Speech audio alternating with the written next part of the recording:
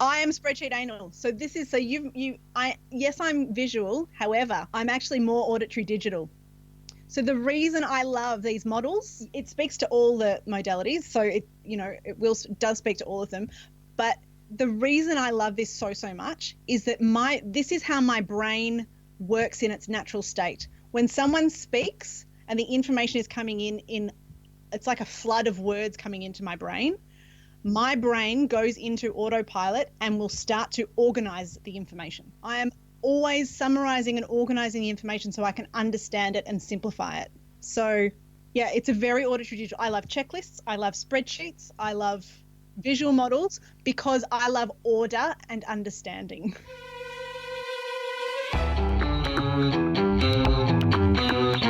Do you want to earn more? Work less and enjoy what you do each day. It's no secret, it can be done. This podcast with Dr. T will not only educate and inspire you, it will also teach you how to do more and be more with the time you already have. It will be like a shot of adrenaline straight into the heart of your business. Here is your host, Tyson Franklin. Hi, I'm Tyson Franklin, and welcome to this week's episode of It's No Secret with Dr. T. This show is brought to you by me and my book, It's No Secret, There's Money in Small Business, which helps you earn more, work less, and enjoy what you do more each day. Now, my guest today is very, very cool. She is the author of a book called Share Your Passions, and she helps people unpack thoughts and turn them into unique intellectual property ideas. Please put your ears together for Renee Hasseldine. Renee, how are you doing? Hey Tyson, thank you so much for having me on the show. It's great to be here. I can't wait to talk about unpacking ideas and turning them into intellectual property. I'm pumped. Where do we start? Where do you start on that?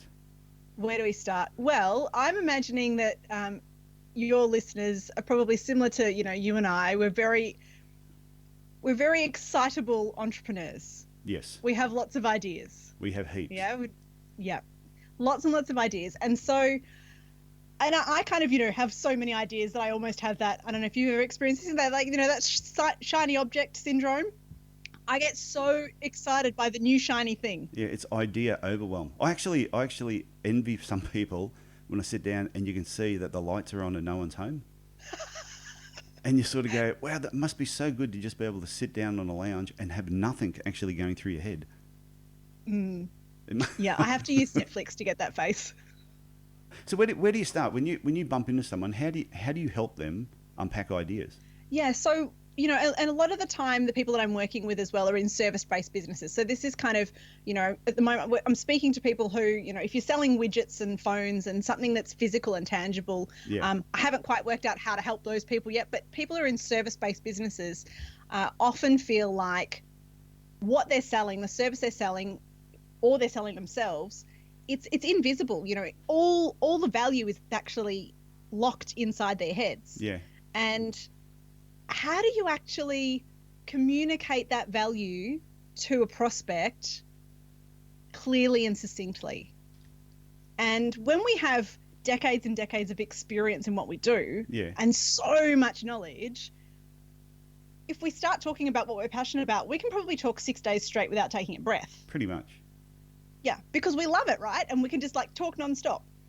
And so we all know that that's not going to be great for the person on the other side.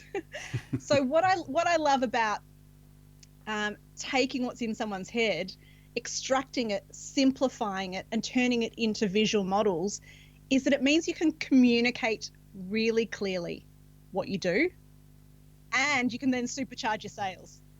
What do you mean by a visual model? So a visual model, so let's say, for example, we create a model for you that shows your clients exactly the step-by-step process you take them on to get them from, who's your ideal client?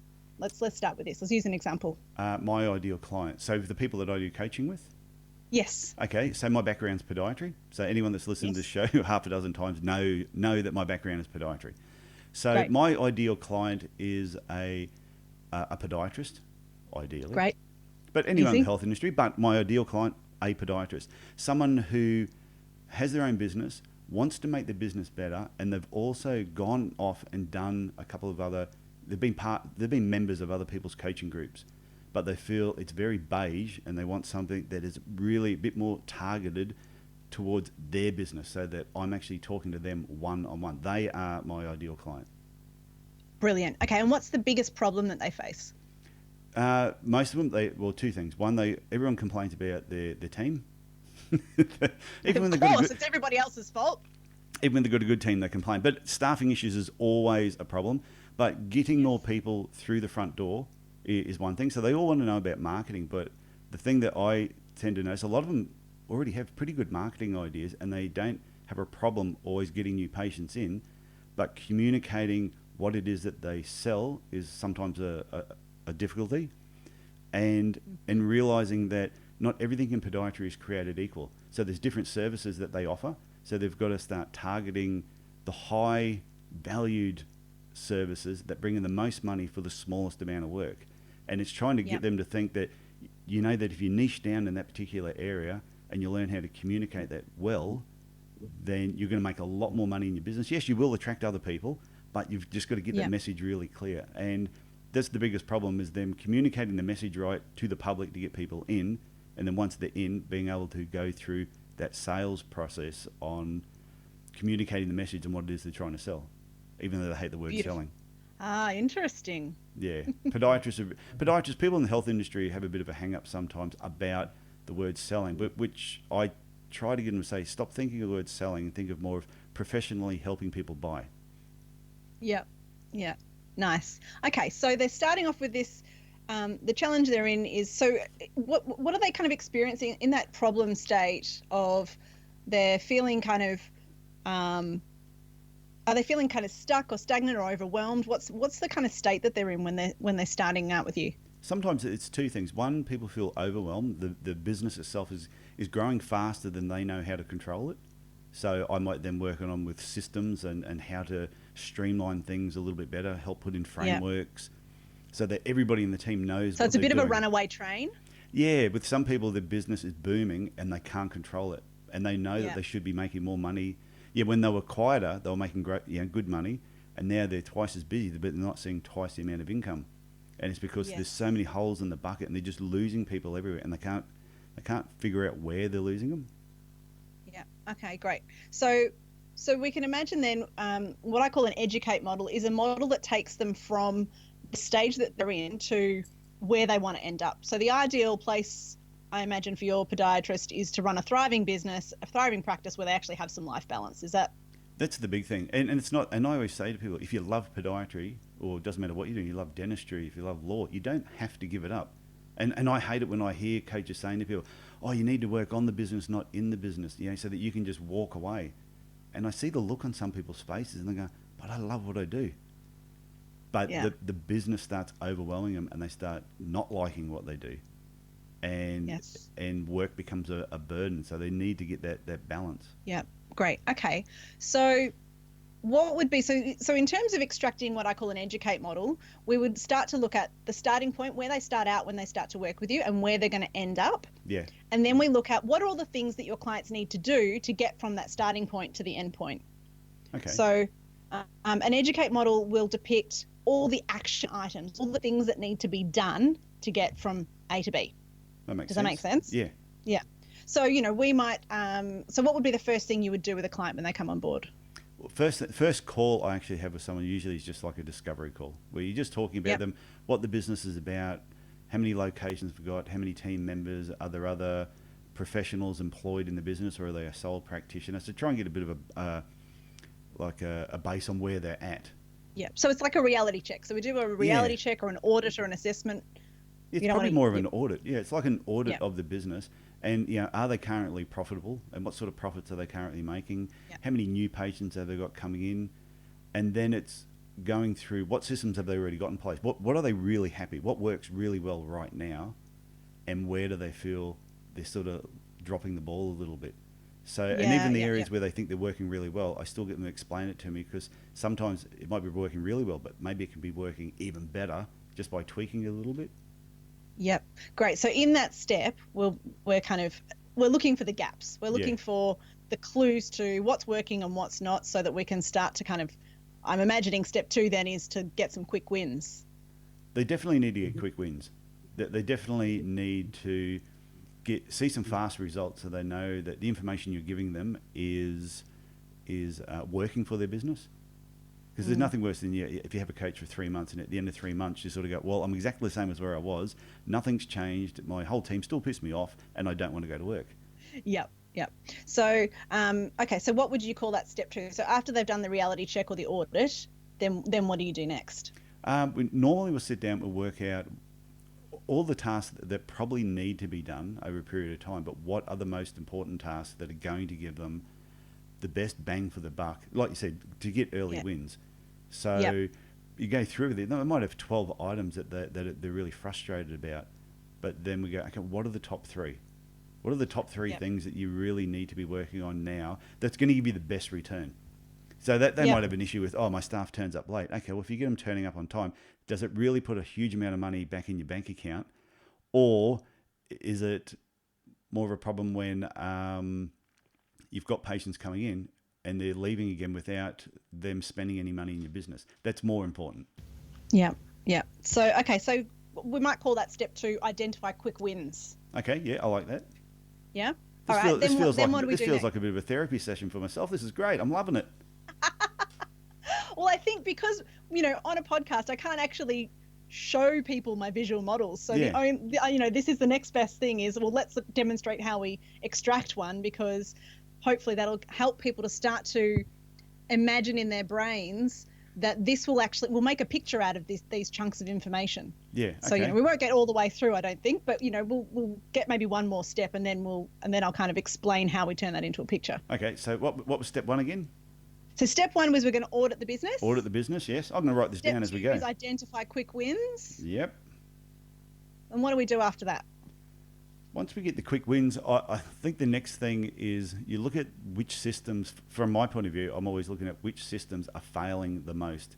What's causing the most bottlenecks, chewing up time, whether it's poor communication, and it's trying to tidy up those areas as fast as you can.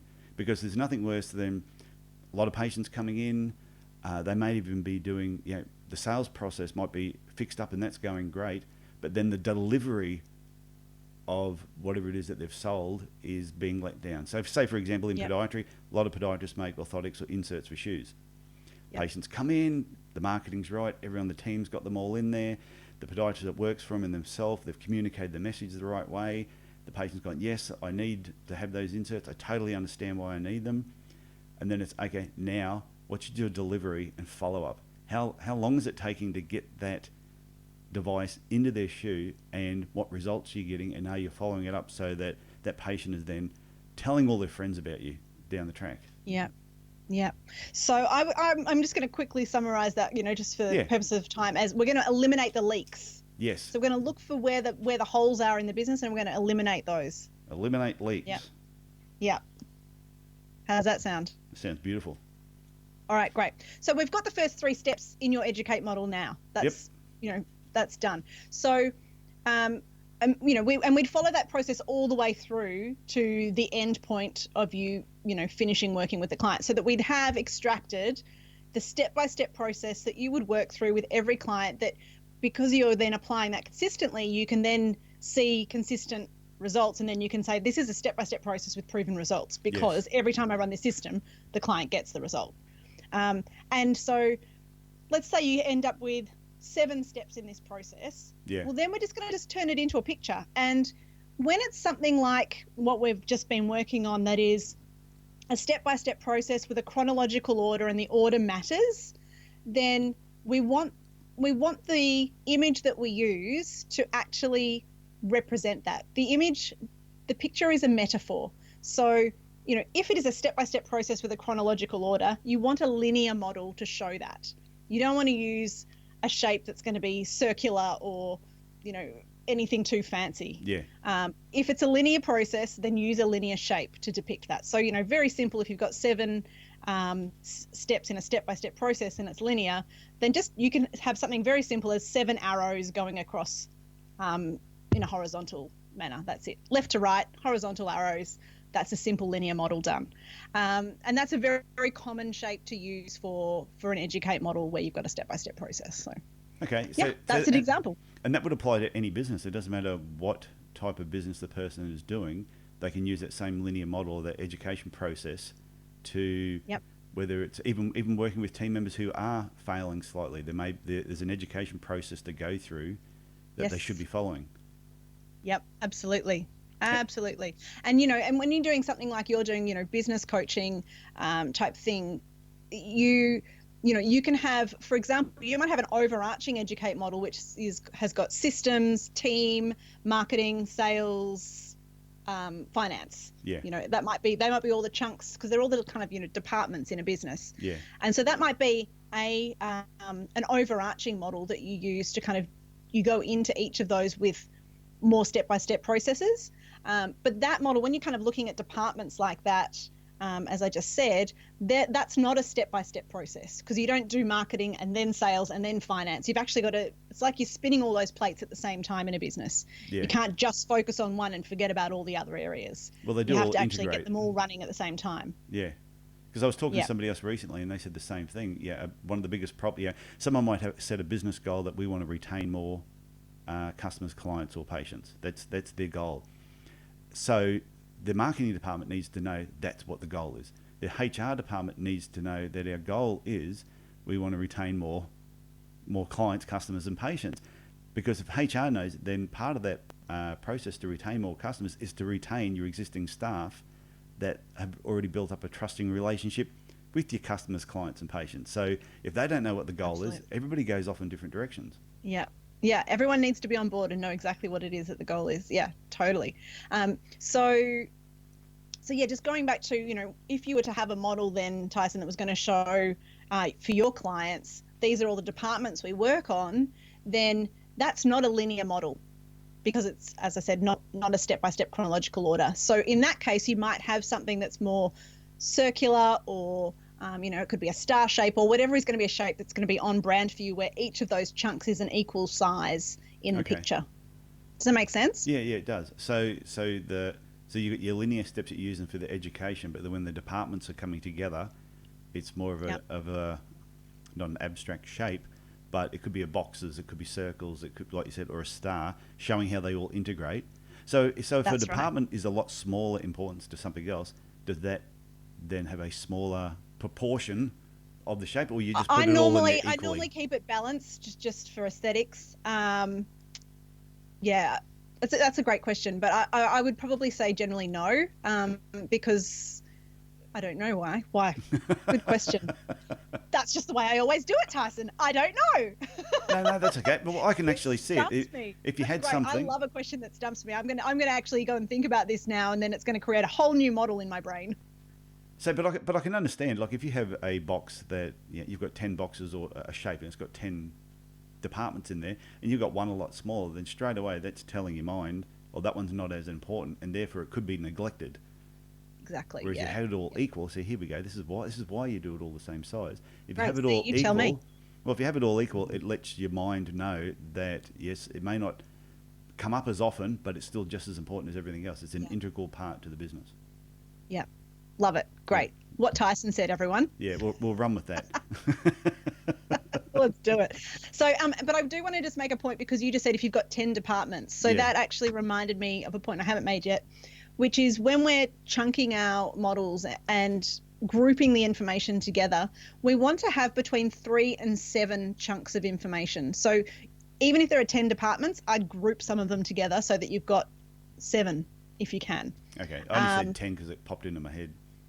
Yeah, great. But that's great, because it just raises another point that what works well with visual models is, and some of your listeners may have done something like NLP or whatever, and they may know, they may have heard that we chunk between 2 and 9 chunks of information. But with visual models, what I've found is the sweet spot is between 3 and 7 elements within a model. So try and, when you kind of, the first step is to brainstorm all the information and get it all out, and, without censorship, extract all the information out. And I love to use Post-it notes to do that, because then I can move it all around, because it doesn't always come out in the right order. Actually, it never comes out in the right order. No, never. So you just kind of brainstorm it all out, one idea per Post-it note, stick it up on a wall, and then you can move it all around. Step 2 then is you're going to chunk it, because, if you've got 300 Post-it notes, your clients don't want the 300 success to a booming podiatry business. Yeah. Like, nah, screw you. I'm going down the road to the guy with 5. Yeah. Yeah. So, so you want to then chunk that info. So you literally create a visual image for people to use and follow throughout their business. Absolutely. Yep. And there are 4 different types of images that you need to create as well. So we've talked about the educate model so far, but there are 3 other types of models as well that you need to create as well to create a complete signature system. So the other models that you need are the success model. So the idea of a success model is that it shows your clients what are the key ingredients they need to master to achieve success. So of course you need to know who your ideal client is, what success looks like, and what are the major ingredients that everyone who has achieved success in that area has mastered. Okay, that's a good point. Yeah. Yep. So that's your success model. The educate model we've already done. So this is actually an acronym. So the 4 different model types are an acronym. We've got S for success, Yep. E for educate. Yes. The next one is X. Sex. Oh, yes. Yeah. And the X stands for the excite model. Excite model. Okay. So whereas the educate model that we talked about earlier is all about the action and the doing, the excite model is about the feelings and the experience for the client who is on the journey. So the excite model will show the journey of a client just like yours. So let's go back to your podiatrist example. So let's say the journey for one of your clients might be, okay, first they go to uni and they study podiatry and they're, that's stage 1. Yeah. Stage 2 is they get out, and do they generally go work for someone else first, or do they start their own business straight away? Most people will go and work for somebody else for a couple of years. Yep. And then the occasional few that are just super fired up, just go out and work for themselves. That's what I did because I couldn't find a job that excited me. Yeah, great. So you would probably then show that as a stage in the excite model of, so for stage 1 is the education, stage 2 is, working for someone else. We're not using very exciting language here because we're short on time, but we're just generally explaining the journey. Stage 3 then might be, okay, I'm going to do this myself. And then they go into a startup as a business. Yeah. Yep. And they're all excited and they're loving exciting. it and they've got lots of energy and they're just like, deer in, but then there's deer in headlights because they have no idea what they don't know about running a business. True. Yeah, it's like a puppy, an untrained puppy. And it is. And I think back to the most exciting times I ever had in podiatry was every time I was opening up a new business. The day you were opening that, and I've opened up, probably 20, I think, over the last 30 years or something. And it's the excitement of opening them.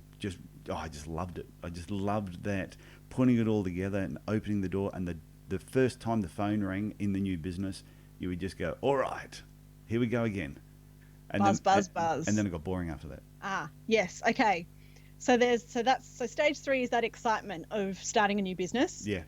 And then stage 4 is reality kicks in, and actually it's not as exciting as we thought, and there are all these challenges. So shit hits the fan. Yep. Okay, that's stage 4. And then stage 5 then would be thriving. If they push through all that and they actually get some help and they learn what they need to learn, and they get to stage 5, which is, thriving podiatry business. Okay. So you can show that journey for your clients in a model which, they can then look at it and decide which stage they're up to and where they want to go. Okay, yeah, because I know that from that period of being really excited to getting it where all of a sudden it's a thriving business. It's like that. It's like an area of despair, where. Yes, and that's a great word to use to describe that stage 4 is Yeah. despair, because you want to use you'd go back then and use emotive, evocative words to describe each of those stages. And sometimes I do remember being in those stages multiple times throughout my career, and it was you then start second guessing yourself. You start asking, did I do the right thing? Should I really be working for myself? Do I really need to have staff? Maybe I should just sack everybody and go back to just being a sole practitioner. Maybe I should just throw it all in and go and work for somebody else. It'd be so much easier. I don't get holidays anymore. I can see you laughing while I'm saying all that, because I know these are the things that used to go through my head. Yep. Great. So that's that despair stage, and we know that really well as business owners. So if you can show in your excite model that there's light at the end of the tunnel, and that actually this is a path well traveled, and you know how to get people from that despair into that thriving final stage, then, people can see that there's a gap there between where they are and where they want to go, but then they also will see the presenter of this model as the ideal person to help them close that gap. Aha. Yes. Okay. I see what you're talking about.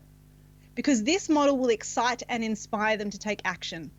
And this model also applies to, okay, I might be a business coach helping podiatrists, but a podiatrist helping a patient, it's the same process that they're running through, because a lot of patients are in that they've had a problem, they've identified how to get treatment for it, but then things have failed and they're in that area of despair, and they need to be shown that there's light at the end of the tunnel. And that should be part of how they're explaining the treatment. Yep, absolutely. Every service-based business can use these 4 models to help communicate value, supercharge their sales, and, wow their clients. Okay, so part 4, does it start with why? Yes. You're on to me. I'm on to you. And I'll just let people know that I did not suss all this out beforehand to know that this was going to spell sexy. But once I got to sex, I thought there has to be a why on this so that it's sexy. Yes, there is. So let's close the loop. The 4th model you need is called the yes model. Yes. Sexy. Yes. And this is all about having your clients say yes, yes, yes to working with you. I want what she had. We just had a when Harry met Sally moment. Yes, that's it. So this model is all about showing your clients what are the benefits of what you're offering. What are the benefits of the solution you are providing? So coming back again, Tyson, to your example, what are the benefits for your clients of working with you? What are they going to get out of it? So, we don't want to talk about features. We want to talk about actual benefits. Okay. So give me some examples of the benefits for your clients. Benefits for my clients would be they enjoy work more. They actually look forward to going into work instead of having that pit in the bottom of their stomach as they're driving in going, I would rather be anywhere else but there. Yep. And when they get to work, it's enjoyment turning up. Of course, yes, they'll have more money in their bank account, but money gets boring after a period of time. And now I know somebody who's listening to this who doesn't have any might be going, no, I don't think it'd ever get boring. It gets to the point when your business is going really well and the money is constantly going in, money doesn't excite you much anymore. What excites you is feeling good about what you're doing. So that's the biggest thing that I try and help people get through is enjoying what they do more. And that's why I wrote my first book I wrote was It's No Secret There's Money in Podiatry. And it was all about earn more, work less, and enjoy what you do more each day. And that is the big key. Because when you enjoy what you do earn more and you do work less. Yep. All right. So just to quickly summarize, and I'm doing this on the fly, but we might summarize that into earn more, work less, love what you do. Yes. 3 key benefits that they get from working with you. And then we just want to, again, turn that into a picture. Find a shape that's appropriate that shows those 3 key elements and present that as a yes model. And that's it. They are your 4 key models that you need to create a signature system. That is really, really simple. When you lay it out the way, and what's good, obviously, like I look at you, we're looking at each other on video at the moment, and I can tell just by looking at you, you're an extremely visual person. I can tell by the crazy hair, the colours in the background, the big smile on your face, throwing your hands up in the air everywhere. I can tell you're a very, very visual person. What happens if somebody is one of these people that I call spreadsheet anal?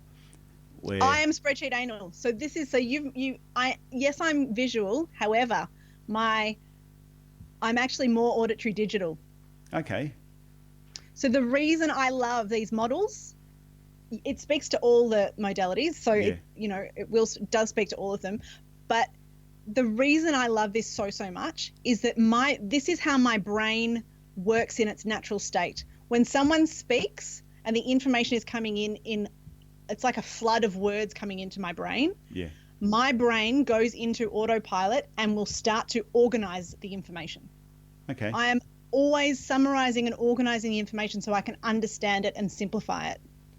So, yeah, it's a very auditory digital. I love checklists. I love spreadsheets. I love visual models because I love order and understanding. So it does relate to everybody. It does, because you're speaking definitely to the auditory digital people who love order and understanding. Yeah. You're speaking to the visual people who can just see it right there in front of them.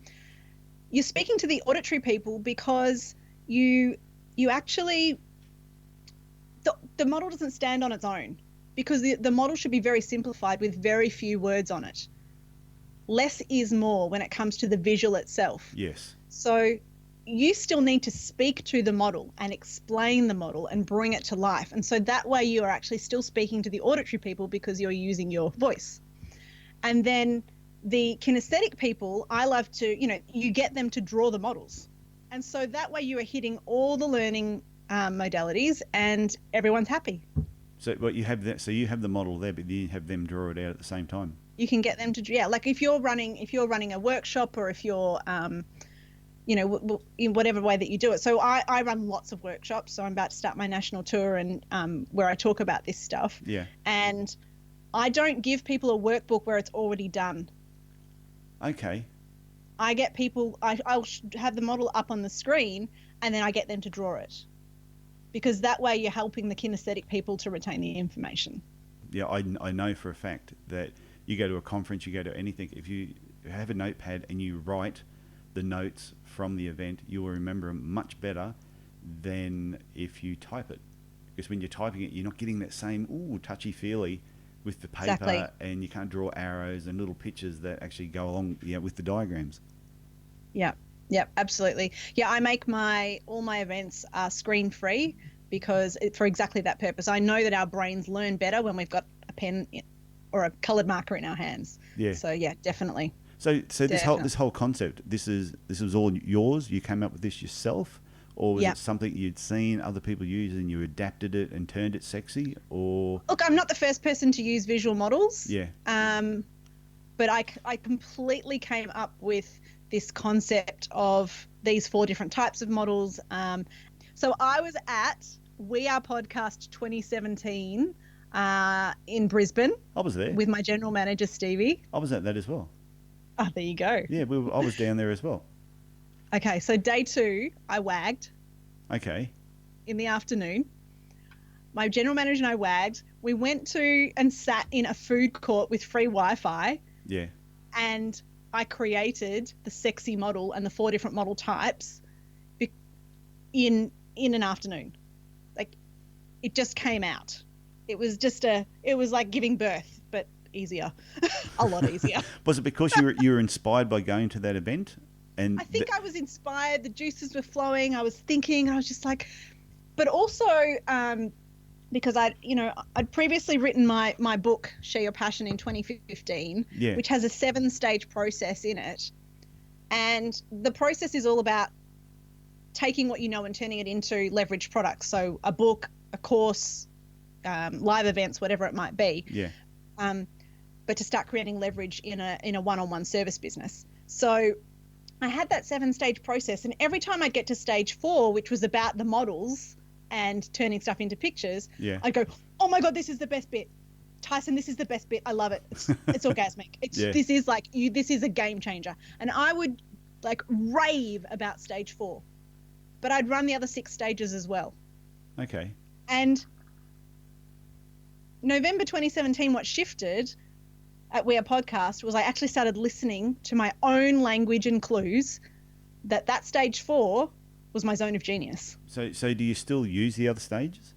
No, I don't do the other stuff anymore. So your book's outdated? Pardon? My book? So your book is outdated? It is. Okay. I have to write book 2 now. You're going to have to write book 2. So, but the book you've got, and I do have it written down here, I said before, Share Your Passion, or Passions, is it's still an applicable book to read though. It's still I still get messages every day about how awesome the book is.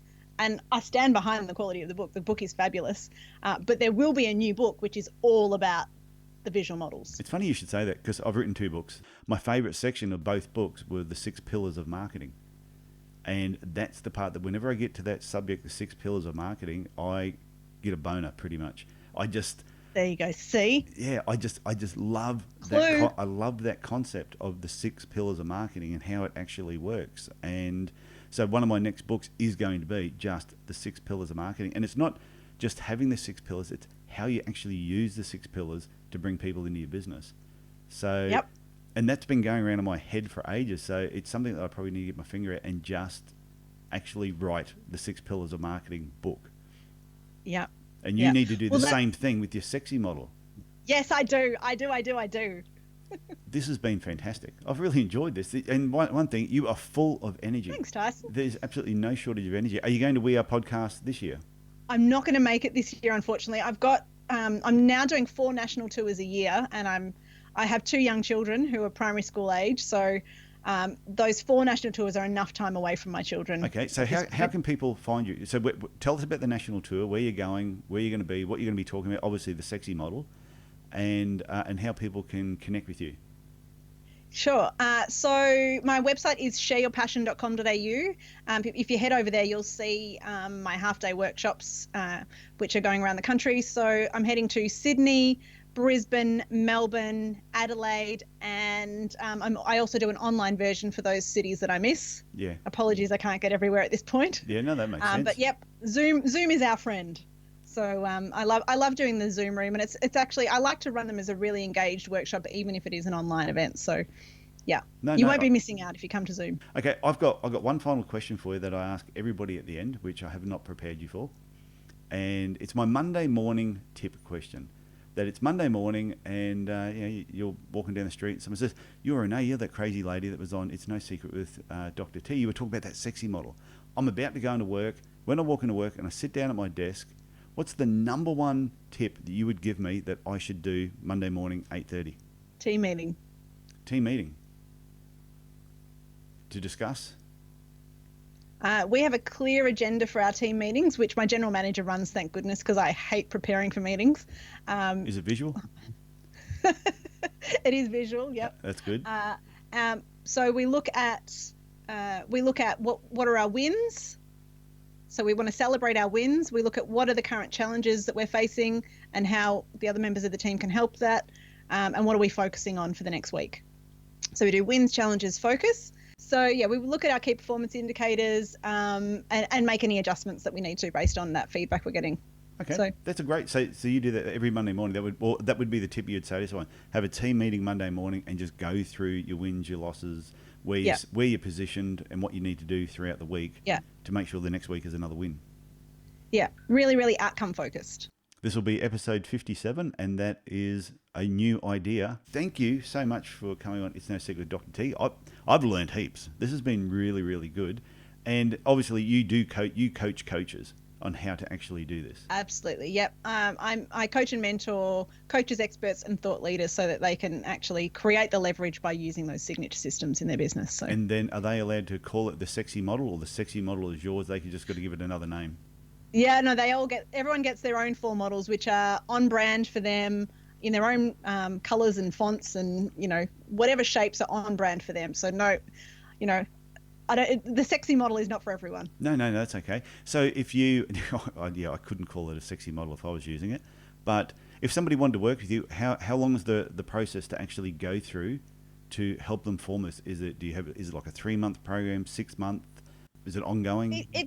It basically happens in a very short period of time. I'm a very no fluff kind of person. Yeah. So the way that I work with my authority accelerators is we get in, get out, move on. So I have a one-on-one session. I have a one-on-one session with them when we get super, super clear on all the stuff that we need to know about before we start the extraction. Yeah. Then we spend 2 days together in a room where we extract 4 models. Oh, right. Okay. And so yeah, it's done as a live event, and we do it as a group program because at the end of the 2 days, every single person in the room stands up and presents their 4 models as a pitch.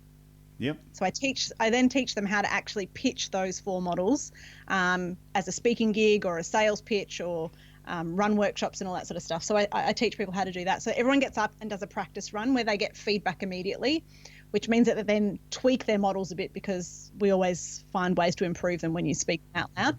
Yep. And then at the end of the 2 days, everyone hands in their sketched models. Yeah. And then my team goes and actually creates them for them on brand, animated versions, slide decks, worksheets, everything that they need to then go and use those models out in the real world. And those are delivered. And then I work again one-on-one with the clients to map out their product. If they want to write a book, then we'll map out the book. If they want to run a 6-month coaching program, we'll map that out. So that's the process that we go through. So the main chunk of the time is 2 days. Yeah. So how often do you run these 2-day events? 4 times a year. 4 times a year? Okay. And those dates are on your website? The date for the next one is on the website. So the next one's the 13th and 14th of September. Okay. And then it's every quarter pretty much? Yeah, it's a quarterly thing, yeah. Okay, I think that's a brilliant idea. And are the fees involved on your website as well? I'm not sure if the fees are on the website, actually. Good question. I don't normally sell direct into Authority Accelerator. Usually people come to the half day, love it, and then the call to action is come and do it with me. Okay, but if there's people who are just like, I just know that's something that I want to do, they can just go straight to your website, contact you and say, okay, what's it going to cost me to go through this process? It sounds reach like out, let's have a conversation, make sure we're a good fit, because Yeah. I'm not for everyone. I do swear, even though Tyson said I wasn't allowed to today. I normally do swear, so You swore at the beginning. Oh gosh. No, not in the part that people are listening to, but prior to me pressing record and we were talking, you did. And I went, this is going to be really, really interesting. You have been so much fun. This has been great. Awesome. Okay, so my work here is done. Your work is done. I'm going to tip my hat at you. I'm bowing and saying thank you very much for being on It's No Secret with Dr. T. This has really opened my mind up to a lot of things as well. So I'm thank excited. you. Thanks for the opportunity. Well, I hope you enjoyed listening to Renee Hasseldine today. And remember, if you want to get hold of her, just go to shareyourpassion.com.au and that's where you'll find her. And my biggest takeaway point from all this is every business, especially service businesses, can benefit by using visual models. And by using a visual model, it helps us, or it makes it a lot easier for us to communicate value, supercharge our sales, and also wow our clients. So keep that in mind. Those are the benefits of using visual models. So my guest next week is from Munich, Germany. She's a speaker, she's an author, and she's also a magician, and she uses the principles of magic in business coaching. It is a very unique conversation. Now let's see if you can figure out who she is from this little snippet. And very often it is like the simplest trick has the biggest effect on people. It is really crazy, but I think you can also relate that to business as well, because keep it simple is still that strategy that works. So when you don't throw in too many options, it's easier for people to get things done because there's more clarity, and clarity is power. I know for a fact that you're going to enjoy this particular conversation, and it's really looking at magic completely different and surprising how the principles of magic, what you see and what you can't see, actually applies to business. And the more your mind opens up, the more opportunities you will actually see. So that's it from me this week. But before I go, just want to mention a couple of friends' podcasts that I think are worth checking out. You've got Unstructured with Eric Hunley. You've got In Top Form with Dave Freeze. And one of my other favourite ones, The Savvy Dentist with Dr. Jesse Green. Now, if you have any questions about this episode or anything else, please send me an email, tf@tysonfranklin.com. And remember, share the love. If you've been enjoying this podcast series, please tell your friends about it. But also, I'd love a review on iTunes, because you'll be amazed. The more reviews you get, the more you go up the rankings, because people love social proof. So that's it from me. Look after yourself. Look after your family, and I will talk to you again next week. Bye for now.